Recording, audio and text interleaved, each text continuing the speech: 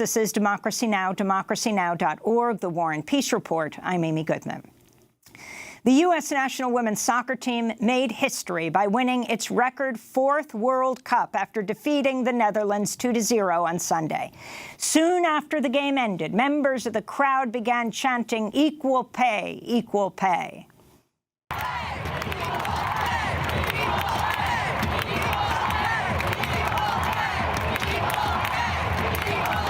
Prize money for this year's Women's World Cup is just $30 million compared to $400 million for the 2018 Men's World Cup.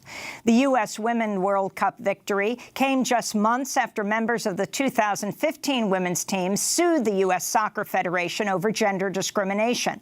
On Sunday, co-captain Megan Rapinoe spoke to the media shortly after she was awarded the Golden Ball and Golden Boot awards for Best Player and Top Goal Scorer.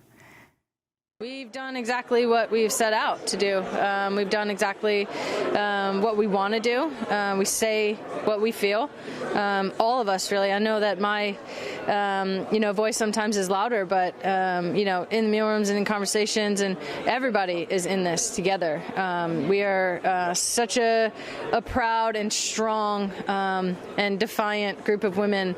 I don't think we have really anything to say. Megan Rapinoe has been the center of attention throughout the World Cup. Before the game, she refused to sing the national anthem or put her hand on her heart. She also made headlines for saying she would refuse to go to the White House if invited by President Trump. Rapinoe first told 8x8 magazine, quote, "I'm not going to the effing White House." I'm not going to the White House. No, I'm not going to the White House. We're not going to be invited. You're not going to be invited? I doubt it. Megan Rapinoe later defended her comments at a news conference during the Women's World Cup. I stand by the comments that I made about not wanting to go to the White House, with the exception of the expletive. My mom will be very upset about that. But I think obviously entering with a lot of passion, considering how much time and effort and pride we take in the platform that we have, and using it for good and for leaving the game in a better place and hopefully the world in a better place. I don't think that I would want to go, and I would encourage my teammates to think hard about lending that platform or having that co-opted by an administration that doesn't feel the same way and doesn't fight for the same things that we fight for. In 2016, Megan Rapinoe became the first major white athlete one of the first major to kneel during the national anthem before a game as a player with her team, Seattle Reign. She's also an outspoken advocate for LGBTQ rights.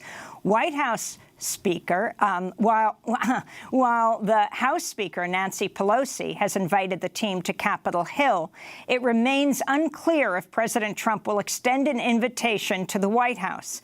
On Sunday, he said, quote, "We haven't really thought about it," although previously said he would invite the women's team whether they won or lost.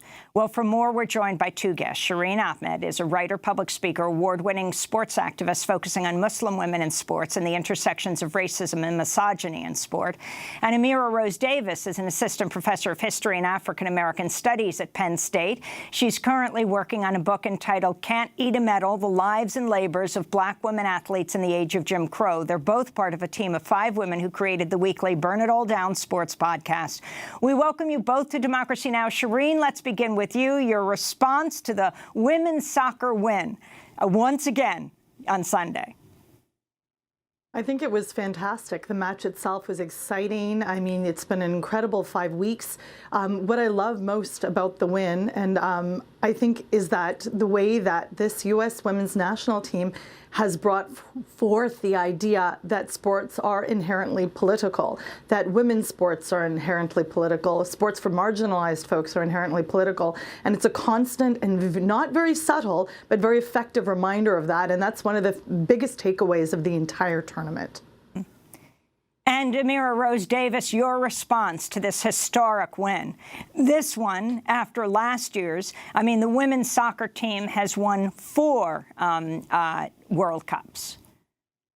Yes, certainly. And if you think about the pressure that they put on their own shoulders by going into this World Cup after filing a gender discrimination suit based largely on saying we're winning and we're not being paid equitably, they put enormous pressure on their shoulders. And as Shireen alluded to, they are very much embracing the fact that sports is inherently political, as many athletes do. But I think this team in particular has a keen awareness of the fact that their platform, by virtue of their overwhelming whiteness, and the issues that they're speaking about, has the ability to really drive home how political sports are and what they are fighting for, both on and off the pitch. And I want to talk more about that in a minute. I wanted to go directly, though, to Megan Rapinoe, who launched a scathing attack on FIFA, saying the organization does not respect the female game. Rapinoe said FIFA's decision to allow the Copa America final and the Gold Cup final to take place on the same day as the women's final is unbelievable. She also raised the issue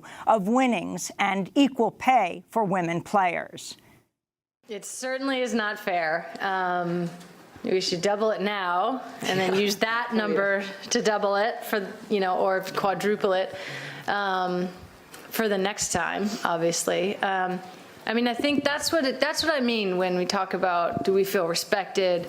Earlier in the year, or maybe it was last year, a quote came out that I said, FIFA doesn't care about the women's game, and that's what I mean. So if you really care about each game in the same way, are you letting the gap grow?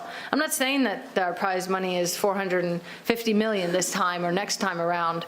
I understand that for a lot of different reasons, the men's game financially is far advanced than the women's game, but I mean, if you really care, are you letting the gap grow? Are you scheduling 3 finals on the same day? On Friday, FIFA President Gianni Infantino proposed doubling the total prize money of the World Cup to $60 million. The men's games in Russia last year, featuring 32 teams, had total prize money of $400 million. That amount for the men will rise to $440 million for the Qatar World Cup in 2022. Shireen, if you can respond to this, to the whole issue. I mean, it is quite astounding, this convergence of events, the lawsuit against the U.S. Soccer Federation around equal pay, which will reverberate far beyond soccer. That call, as coming at the time of this World Cup win and clearly demonstrating that the women's sport is raising more money than the men's team that didn't even qualify for the World Cup. Well, Amy, there's a couple of things. I mean, first of all, the record for the highest watched game in the history of the United States is from the women's team, a match from 2015, the final against Japan. Secondly, the merchandise that the women sell is the highest, selling merchandise in the USA. It's not the men's kit. But in response directly to what Rapinoe has said about pay equity is actually just one of the issues that FIFA has managed to completely spoil consistently. And pay equity, lack of planning, and just to be very clear, it wasn't only FIFA that misplaced and mistimed 3 finals on the same day. CONCACAF and CONMEBOL are also responsible for this. So this is just to reinforce the fact that federations all over the world, not just FIFA, national federations and organizations are responsible because, very frankly, the head of all these federations are men, and they're making decisions that affect the women's game and that negatively affect the players, the teams, the fans, and inconvenience them. FIFA has a history. I have a huge dossier on what they have done to disservice the women's game. Everything from not supporting alleges of sexualized violence in Afghanistan in that federation, not supporting women trying to seek access to stadiums in Iran, everything from women in African continental teams not getting paid by their federations. It's just one thing after the other that FIFA is implicit in.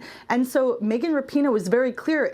Are you growing the gap of pay equity? Are you doing what you can to ensure and advocate for the players? Absolutely, FIFA is not. And just explain the difference between FIFA and the U.S. Soccer Federation, which is the entity that the women's team is suing. Well, the women are actually directly suing their employers. So that would be the USSF, the U.S. Soccer Federation, which actually falls under the umbrella of FIFA. Like if we look at a pyramid, which I think is very appropriate if we think about the way that these power structures work, FIFA is at the top. So those federations, so USSF would be in charge of the women. They do fall under the umbrella of FIFA, but FIFA is not directly responsible for negotiating contracts with the players. That's up to the federation. So effectively, the players of the U.S. women's national team are unhappy and setting an incredible precedent for women around the world to say we want equal pay, we want fairness, we want to talk about rights, maternity leave, we want to talk about healthcare, we want to talk about anti-racism, anti-homophobia, anti-oppression. That's what they're doing. So it's a really important case. Mira Rose Davis, you mentioned the whiteness of the team. If you can talk more about this, how the team is constituted, and also a number of the women's activism around this. I mean, Megan Rapinoe being one of the first white athletes to support Colin Kaepernick in bending the knee and taking the knee. She, too, took a knee, and that has now seemed to have morphed into that amazing image before the game yesterday, which she has done over and over. When the Star-Spangled Banner is played, she doesn't sing like the other players, and she doesn't put her hand on her heart. Mira.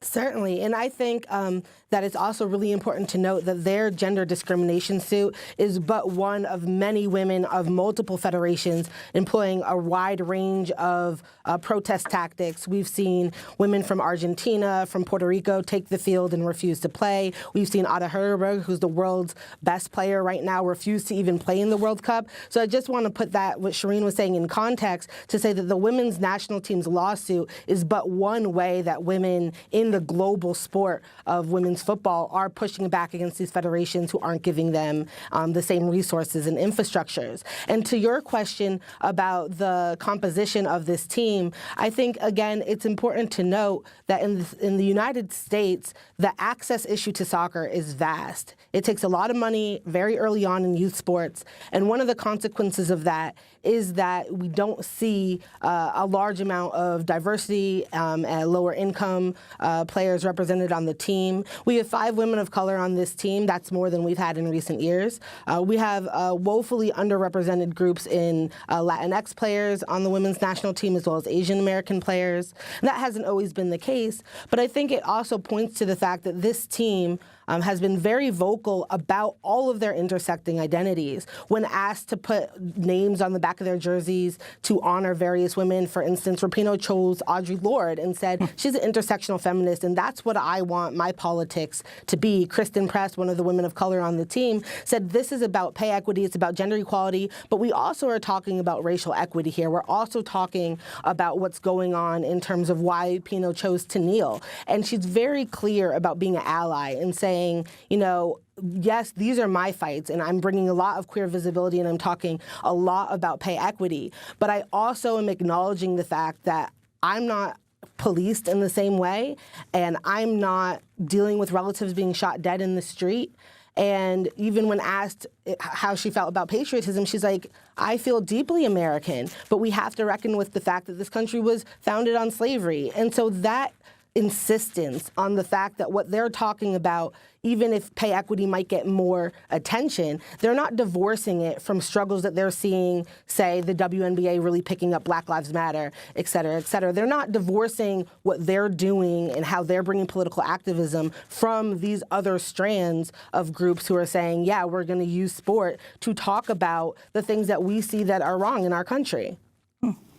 Megan Rapinoe told American Soccer Now, quote, being a gay American, I know what it means to look at the flag and not have it protect all of your liberties. It was something small I could do and something that I plan to keep doing in the future and hopefully spark some meaningful conversation around it. It's important to have white people stand in support of people of color on this, she said.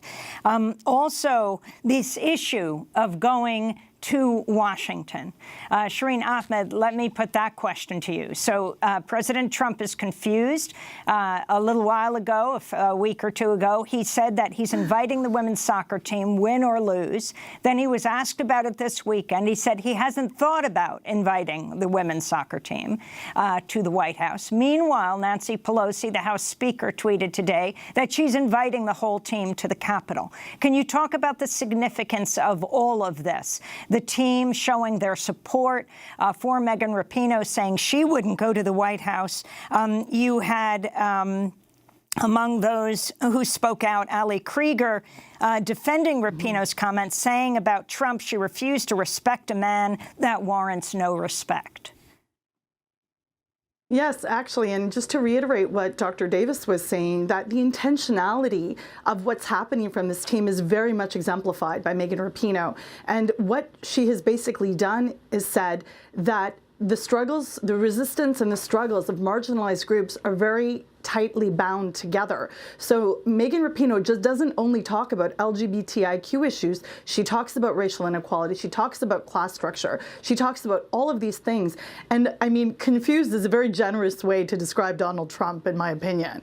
I mean, he's backtracked and he's backpedaled and he's been completely embarrassed because coming out and saying, you know, he actually tweeted at Megan Rapinoe last week after the interview came out, and he kept including statistics on how he's helped African Americans, because it was my impression and that from other journalists that he was actually confusing her with an African American player. He didn't even know who she was. Now he knows who she is. She's a Golden Boot winner, she's a Golden Ball winner, and she's a World Cup winner again. So, I mean, I think that not only has Rapinoe and this entire team, including Ali Krieger, including Kristen Press, gone forward and said, this is who we are. These are our identities, and we're not going to settle. I think it's brilliant for them to set a precedent. And Megan Rapinoe said it best. She doesn't want their action to be co-opted. And she is very much showing what it's like in terms of allyship, what is required.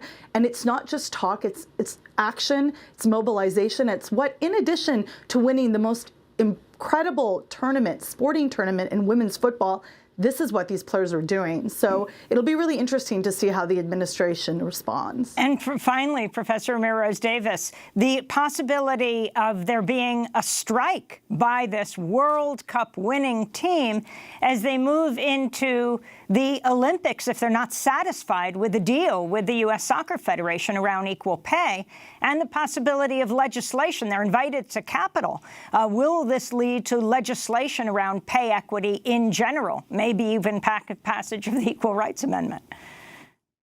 Yes, certainly. You know, I think some of the biggest labor victories that we've seen over the past few years have been in the arena of women's sports, whether it's getting equal pay and maternity rights for women athletes, or the women's national hockey team, who also went on strike before a big tournament to up their pay. And I think that that's what you're seeing in this moment, in this possibility. They know that they are taking calculated risk by putting these lawsuits on the biggest stage, but they're earning it. They're getting out there and they're saying, not only are we filing this, but we're going to back it up on the pitch so you can't ignore us. And I think that you're exactly right to earmark the Olympics. They are going into mediation, and we'll see, but they have this bargaining chip because they know they have the eyes of the world upon them going into a tournament next year. They have good leverage right now. And I think some of the things that they call for go beyond pay equity. It's also about, are they getting the same per diem pay for food? Are they getting the same travel accommodations? Are they being forced to play on turf? So while we talk about equal pay and you hear those chants, there's a lot to unpack in what they're saying for gender discrimination. And what they're really pointing to is that it's about a full structure of resources, not just pay, that really disadvantages working women. And so, you know, hopefully with more attention on this, they've shown they're capable of taking that attention and propelling it, empowering it into other issues. So it'd be really tremendous, certainly, for them to connect this to other labor struggles and also push this forward into structural change. And as you mentioned, perhaps even finally getting that ERA passed. Amira Rose Davis, I want to thank you for being with us, Assistant Professor of History and Women's Gender and Sexuality Studies at Penn State University, and Shireen Ahmed, writer and award-winning sports activist focusing on Muslim women in sport and the intersections of racism and misogyny in sports. They're both part of a team of 5 women who created the weekly Burn It All Down podcast. When we come back, billionaire hedge fund manager Jeffrey Epstein has been arrested on sex trafficking charges. This comes more than a decade after he received what has been described as one of the most lenient deals for a serial child sex offender in history, facilitated by the man who is now President Trump's labor secretary. Stay with us.